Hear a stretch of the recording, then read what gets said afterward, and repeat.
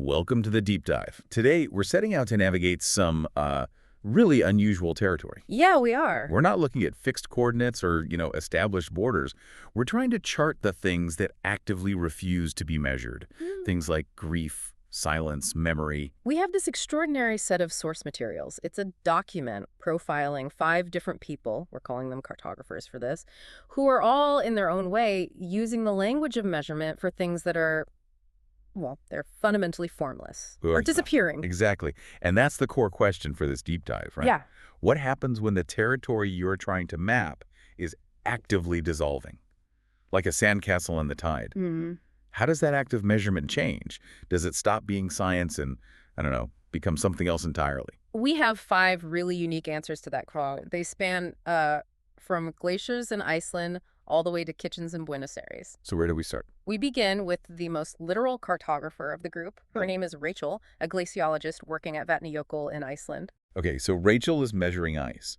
But the problem is her map is obsolete the moment she draws the line. The glacier is just unmaking itself too fast. The sources have this one specific data point that's just staggering. She found a survey point had lost 26 meters of ice thickness 26 meters. in just 3 months. That's an incredible amount of mass to just vanish. It is, and that single data point is what sort of turns her work into this form of heartbreak. She has this recurring note in her field journal. What does it say? It's chillingly precise, just 4 words. Map requires revision. Wow. Our sources say she produced 17 revised maps of that same glacier. 17 in just 8 months. And each one was immediately out of date. Immediately, each one just documenting a continuous retreat. It almost sounds like an exercise in futility. Why keep that level of precision when your subject is just pure impermanence? You can't stop it. So why bother measuring the exact speed of its departure? Well, that's where the human element comes in. Rachel's working with Bjorn, an older Icelandic surveyor who's been on the ice for 40 years. Okay. And at first, Rachel just sees herself as, a data collector for climate science. But Bjorn, he gives her a completely different reason for the work. His perspective is just beautiful, isn't it? He tells her the ice has memory. It remembers 10,000 years. And his insight is, someone has to remember what was here. The measurement isn't for saving the ice. It's for saving the memory of the ice. So it elevates the work from science into testimony. Exactly. The source describes Rachel witnessing a huge calving event, the glacier breaking apart, and the sound is like artillery fire just shaking her entire camp. And that's her moment of realization. It is. She realizes she can't prevent the loss, but she can attend to it fully. And that shift is really the first major insight from this deep dive. The act of measuring the loss, but with this kind of devotion. It's described as moving from science to precision as prayer. It's a form of spiritual devotion to something that's disappearing. It's the highest form of respect she can give it. She can't hold what is leaving, but she can love it by documenting exactly how it departs. When she decides to stay through that dark, isolated winter, she's not just waiting for more data points. No, she's saying someone should be here when it goes. Her map is charting the shape of departure itself. Okay, let's take that idea, attending to what is leaving, and shift to a loss that is completely formless.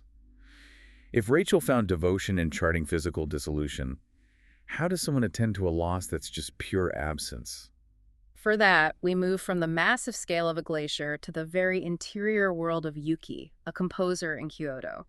He's mourning the death of his mother. And Yuki's territory is silence. He's trying to compose a piece called Ma. Right, which is a uniquely Japanese concept, ma. It's often translated as gap or space or interval. But it's more than that, isn't it? It's the profound active emptiness between things, the room that makes the walls meaningful. That's a great way to put it. But silence in Western music seems easy enough to notate.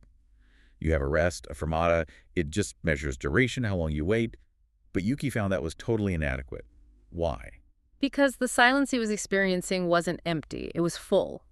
Standard notation only measures time, but Yuki needed to chart the density, the color, the emotional content of the silence. How do you notate a silence that feels heavy with unspoken memories versus, say, the silence of just waiting for something? You can't.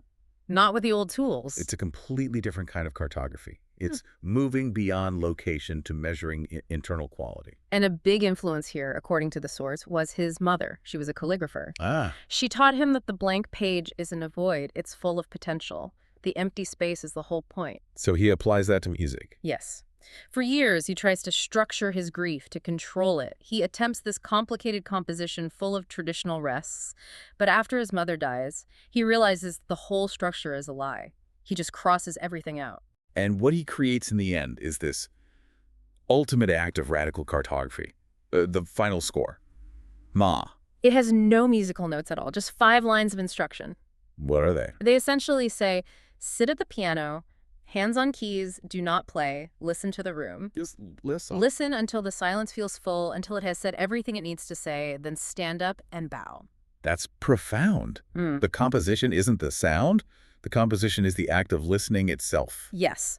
The score's purpose is to frame the silence so that everyone, the performer, the audience, can attend to its presence, not just its duration. So silence isn't static. It's a living, dynamic territory. That's his core takeaway. He ends up charting 10 types of silence, from the silence of waiting for rain to the silence of the dead. His job wasn't to fix the silence, but to honor its ever-shifting nature. Okay. So the glaciologist found devotion in measuring departure, and the composer found truth in listening to abstinence. Let's look at 2 others who map connections that persist against all odds. We're moving to Marcus, the mathematician. Right. Marcus works in topology, which is a highly abstract field of math, but his work maps perfectly onto the biggest crisis in his life: his estrangement from his daughter, Sarah, after his wife passed away. Let's pause on topology for a second, because for you listening, this can feel a bit daunting. We sometimes hear it called rubber sheet geometry. It basically asks if one shape can be stretched or twisted into another without tearing it. The classic example is proving a coffee cup is topologically the same as a donut. That's right, because they both have exactly one hole. Marcus is applying this to relationships. He's trying to prove that his current fractured relationship with Sarah is topologically equivalent to their old, connected one. So can the current space be sort of deformed back to what it was without ripping the fabric of their connection forever? That's the question. That framing is just, it's beautiful. It makes abstract math so deeply personal. He's not looking for a solution. He's looking for a mathematical proof of potential. And that is what he achieves. His final proof isn't about completion. It's not about fixing the relationship overnight. It's a proof that the absence of a mathematical obstruction means the potential for reconnection is always there.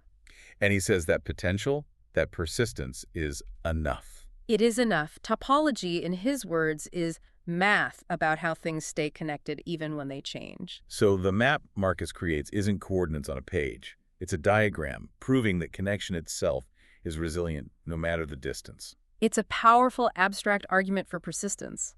And that brings us to Elena in Buenos Aires, who maps persistence through something much more sensory: cooking. And Elena's context here is crucial. This is Buenos Aires in 1976 during the Dirty War. And for you, if you're not familiar with this period, it was a time of state-sponsored terror. Thousands of people were abducted and murdered, becoming what was known as los desaparecidos, the disappeared ones. The explicit goal of the state was erasure, to make people vanish politically, historically, and physically. Elena's son, Mateo, was one of the disappeared.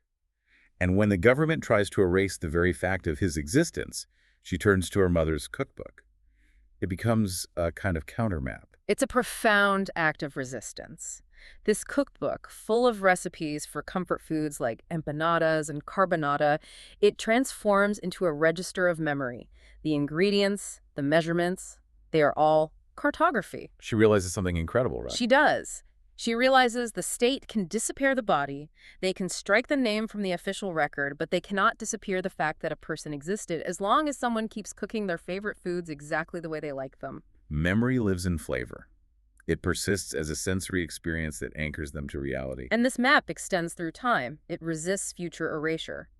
Years later, Elena finds out she has a granddaughter, Lucia, who Mateo never got to meet. Elena teaches Lucia to make the empanadas her father loved. In that moment, the recipe becomes a transmission line. Lucia gets not just cooking instructions, but an indelible sensory piece of her father's presence. Elena's map resists the political violence. The connection persists through the physical act of eating, through the memory held in taste. It links Marcus and Elena's work so beautifully. One is an abstract mathematical proof of possibility. The other is the precise measurements of salt and flour. But the purpose is the same: to chart the resilience of connection, even when the person you're connected to is absent. The territory might be gone, but the path between points remains. Exactly. Okay, our final cartographer, James, brings us back to a physical space, but he applies it to collective trauma. He's an architect in London. And he's struggling. He's trying to design a pandemic memorial for Victoria Park, while he himself is dealing with the debilitating effects of long COVID. So his own personal instability makes the design task almost impossible. He has 16 failed versions. 16. Because every structure, too solid, too neat, too heroic, it all feels like a fundamental lie about the nature of the loss they all experienced. Trauma is messy. It's ongoing. And this personal precariousness leads to his final, very controversial design. It's a circular structure, spiraling walls that lead you toward a center. But the center is completely empty. Right. And the structural engineer warns him, the walls aren't load-bearing in the traditional sense. The whole thing is precarious. But James embraces that. He says the building's map should reflect the honest truth of the aftermath, that experience of navigating this ongoing, unresolved instability. He intentionally builds a precarious structure to memorialize a precarious time. It doesn't offer a neat resolution. It charts the wound itself. And the power of that empty center is captured in this one anecdote from the source materials. A father is explaining it to his child. The child asks why there's nothing in the middle, and the father just replies, because what we lost can't be shown. And that's it. That is the ultimate act of mapping absence. The memorial isn't built to house a symbol. It's built to memorialize the space of the loss itself. The key takeaway from James is that the most honest map of trauma doesn't pretend to offer a boundary or a neat ending. It documents the ongoing emptiness that's left. It shows exactly where the ground has given way. Which brings us to the synthesis of these 5 incredible people. You have Rachel measuring leaving, Yuki listening to absence, Marcus proving persistence, Elena cooking memory, And James building honesty. Their shared work fundamentally redefines what cartography can be. Yeah. It's not about location. The sources define it as a form of powerful, necessary testimony. Every precise measurement, those 26 meters of ice, the notation for silence, the topological proof, that teaspoon of salt, the empty blueprint, it's all an act of saying. This existed. This mattered. I was here to see it. The core insight that connects all 5 is this idea of attention as love. You can't hold back global change. You can't bring back a loved one. You can't just erase trauma. But you can love what is departing or what is absent by attending to the precise nature of its departure or its absence. That commitment to precision, especially in the face of impermanence, becomes an act of deep devotion. Witness is enough. The map they create is always going to be incomplete because the territory is always shifting, but the map itself is the testament to having been present for the change. The final coordinate on this collective map is clear. The territory shifts, the cartographers measure, and the maps affirm we were here. It's about paying attention to what we're losing with the same focus we give to what we hope to keep. And so for you, listening, we ask you to think about the unmappable territories in your own life. If the map isn't the territory and the territory of your own transformation keeps changing, what map do you carry with you? What specific, detailed act of attention, of precision as prayer do you offer to the spaces in your life that are currently empty or dissolving or just undefined? What unmappable territory are you attending to right now? We'll see you next time on The Deep Dive.